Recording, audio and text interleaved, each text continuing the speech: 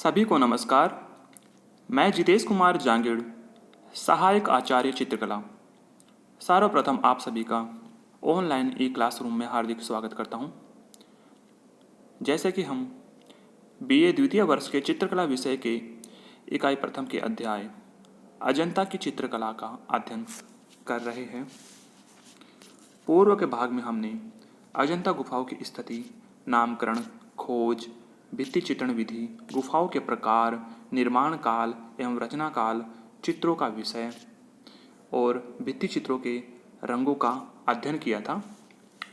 तत्पश्चात हमने गुफाओं की संख्या का अध्ययन किया, जिसमें मैंने बताया था कि पूर्व में इन गुफाओं की संख्या 29 थी।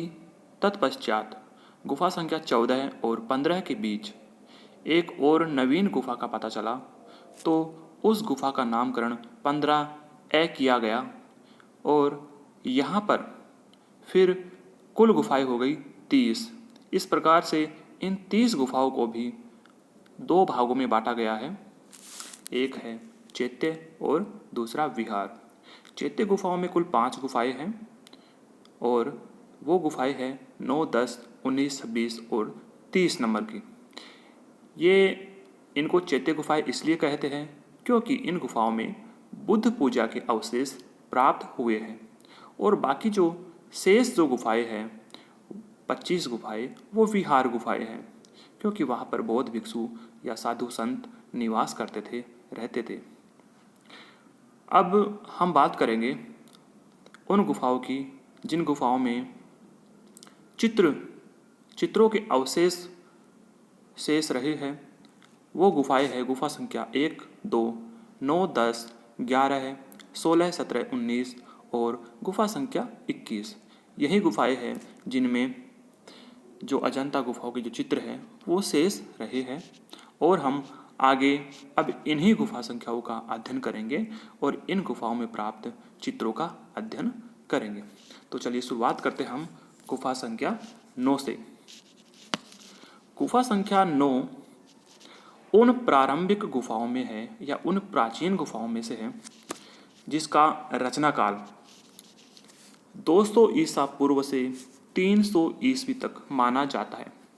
अर्थात ईसा के जन्म के 200 वर्ष पूर्व तत्पश्चात 300 ईस्वी तक, अर्थात कुल 500 वर्षों के समय में इसका निर्माण काल चलता रहा, चित्रों का निर्माण होता रहा और कह सकते हैं कि आज से 2200 वर्ष पूर्व से 2200 साल पुरानी ये गुफा है।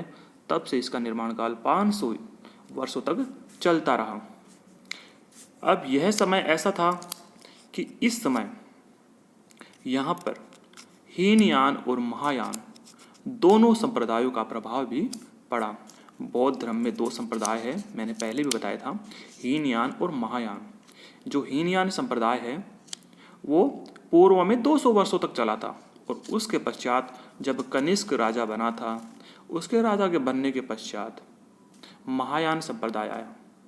अब मैं बता दूं आपको हीनयान और महायान संप्रदाय में क्या अंतर है। हीनयान संप्रदाय में क्या है, जब भगवान बुद्ध महापरिनिर्वाण की स्थिति को प्राप्त हुए थे, मृत्यु को, मोक्ष को प्राप्त हुए थे, उसके पश्चात 200 वर्षों तक भगवान बुद्ध की जो पूजा की गई या बौद्ध धर्म का प्रचार प्रसार किया गया, उसके लिए भगवान बुद्ध की छवि को चित्र रूप में नहीं बनाकर या मूर्ति रूप में नहीं बनाकर, बल्कि उस बौद्ध धर्म के प्रचार प्रसार के लिए प्रतीक चिन्हों का सहारा लिया गया और उन प्रतीक चिन्हों में हाथी, उनकी भगवान बुद्ध की चरण पादुकाएं, उनका खाली सिंहासन, उनका छत्र, उनका स्तूप, धर्म चक्र, ये कुछ प्रतीक चिन्ह है वो काम में लिए। इस गुफा में आपको जो चित्र मिलेंगे उन चित्रों में आपको ये प्रतीक चिन्ह है ना, बौद्ध धर्म से संबंधित जो प्रतीक चिन्ह है जो धर्म के प्रचार प्रसार के लिए काम में लिए गए थे, वो भी आपको देखने को मिलेंगे। तो हीनयान संप्रदाय के साथ महायान संप्रदाय का भी बाद में इस पर प्रभाव आया। अब महायान संप्रदाय से संबंधित चित्रों में, इस संप्रदाय में क्या होता है कि भगवान बुद्ध है, उनकी चित्र रूप में उनको चित्र स्वरूप में अंकित किया जाने लगा। भगवान बुद्ध को व्यक्ति मनुष्य के रूप में अंकित किया जाने लगा। जैसे भगवान बुद्ध थे वैसे ही उनको यहाँ पर चित्र रूप में अंकित किया जाने लगा और उनकी पूजा आराधना की जाने लगी, बौद्ध धर्म का प्रचार प्रसार किया जाने लगा। तो ये फर्क होता है हीनयान और महायान संप्रदाय में। तो ये तो बात हो गई समय की और इसके ऊपर जो प्रभाव पड़ा हीनयान और महायान संप्रदाय का उसकी। अब हम बात करते हैं, अब हम चलते हैं इस गुफा के अंदर। गुफा में आप देखते हैं अंदर सबसे सामने बीचों बीच एक उल्टे प्याले की आकृति है, एक कटोरी नुमा आकृति है, अंडाकार एक गोलाकार आकृति है और इस अंडाकार आकृति के ऊपर एक घनाकार आकृति बनी हुई है और उस घनाकार आकृति के ऊपर 3 स्तर का एक छत्र बना हुआ है। इस 3 स्तर के छत्र को, जो सबसे ऊपर बना हुआ है, इस छत्र को बौद्ध धर्म में कहा जाता है हर्मिका। ठीक है, इस प्रकार इस संपूर्ण रचना को कहा जाता है स्तूप। ये जो उल्टे प्याले की आकृति है, ये घनाकार आकृति उसके ऊपर और फिर 3 स्तर वाला छत्र है, इन सब को मिला करके ये बनता है स्तूप।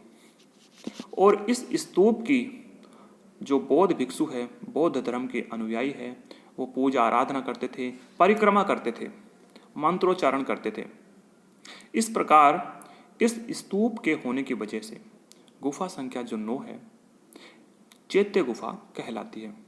मैंने पहले भी बताया था गुफा संख्या 9, 10, 19, 26 और 30 ये 5 गुफाएं चैत्य है। उसमें गुफा संख्या 9 क्योंकि इसमें बुद्ध पूजा के अवशेष प्राप्त हुए हैं, स्तूप प्राप्त हुआ है, अतः यह है चैत्य गुफा है। अब इसके पास बाद में हम चलते हैं। जो गुफा का आकार है आप देख रहे हो, इसका जो आकार है वो यू अक्षर के समान है।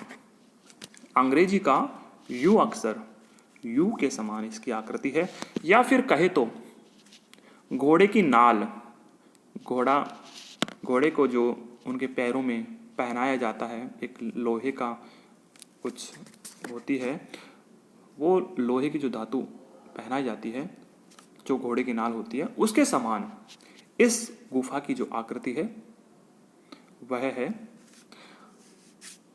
अब हम बात करते हैं खंभों की। ये जो स्तूप के चारों तरफ घोड़े की नाल के समान जो चारों तरफ खंभे बने हुए हैं, इन्हीं खंभों पर, ये खंभे कुल 23 खंभे हैं और इन्हीं 23 खंभों पर ये जो गुफा मंदिर है वह स्थिर है। और आप देख सकते हो इन खंभों के ऊपर भी आपको कुछ रंगीन आकृतियां नजर आ रही है। ये जो आकृतियां हैं ये चित्र बने हैं, इन खंभों के ऊपर भी चित्र बने हैं। यहां तक भी आप देख सकते हो स्तूप का जो नीचे वाला भाग है, जो थोड़ा सा अंधेरे में है और थोड़ा डार्क भी है, यह जो भाग है यहां पर भी चित्र अवशेष प्राप्त हुए हैं। विद्वान ग्रिफिथ महोदय जब उन्होंने इस स्तूप को देखा और इस स्तूप का प्लस्तर थोड़ा बहुत उखड़ा हुआ था तो उन्होंने थोड़ा हटाया, उनको लगा कि इसके नीचे कोई चित्र बना हुआ है। तो उन्होंने जब इसके स्तूप के नीचे वाले प्लस्तर को हटाया तो उनको नजर आया कि यहाँ पर तो चित्र बने हैं, और उखाड़ कर देखा तो एक चित्र प्राप्त हुआ और वह जो चित्र था वो एक बैठी हुई स्त्री का चित्र था जो यहाँ पे प्राप्त हुआ था। और कहा जाता है यह जो बैठी हुई स्त्री का जो चित्र है वो इस 9 नंबर की गुफा का सबसे प्राचीन चित्र माना जाता है।